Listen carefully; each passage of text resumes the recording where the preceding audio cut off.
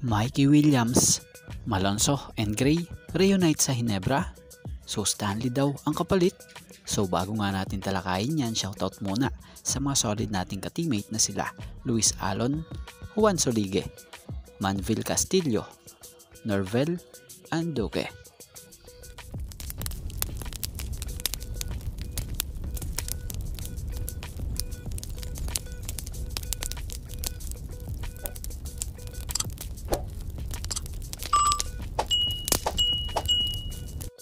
So may nabasa nga tayo rito patungkol kay Mikey Williams kung saan ayon nga sa post ni Husay Pilipinas, maugong ang papalapit na trade na magaganap. Matatanda ang naging kakampi na din ni Justin Brownlee itong si Mikey Williams sa Mighty Sports na kung saan ay nakuha nila ang kampyonato. So hihimayin natin to yung about sa pagsasama ni Mikey and Brownlee sa Mighty Sports. Correct me if I'm wrong Di ko sure kung nagkasama ba talaga sila sa Mighty Sports dahil may ilang litrato tayong tiningnan kung saan andito si Mikey Williams sa Mighty Sports. Wala naman sa picture ng pagkalahatan si Brownlee. Nung tiningnan naman natin yung Brownlee rito sa pangkalahatan, wala naman si Mikey sa picture.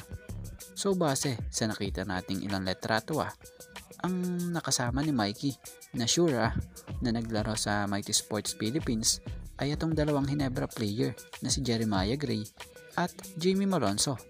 So kung sakali na mapunta yung Mikey sa Hinebra, muli nang magkakasama yung dati na magkakakampi nung panahong nasa Mighty Sports at naging magkaibigan na rin like Jamie Malonzo. Isa na dyan din yung Maya. So mapunta tayo naman dito sa nakasulat rito na maugong ang papalapit na trade na mga gaganap. So kung ibababa nyo itong litrato makikita nyo may mukha ni Mikey Williams and Stanley Pringle. So nangangahulugang sa rumor na ito, si Pringle ang maaaring kapalit ni Mikey. So si Pringle tinagurian tong mala import pag all Filipino dahil sa pambihirang laruan ito. So nakita nga rin po kay Pringle ang laro niyang napakahusay at talino dahil mapa starting 5 o starter yan, nasubukan yan, at mapa 6 man, nasubukan din yan. Pero parehas nga kanyang napagtagumpayan. So dyan mo makikita na magaling talaga itong si Stanley Pringle. Kaya lang syempre nagkakaedad na rin, 37-year-old na, pero wala naman sa edad yan, nasa sa laruan yan. So kasalukuyan na itong si Stanley ay healthy at condition like Mikey.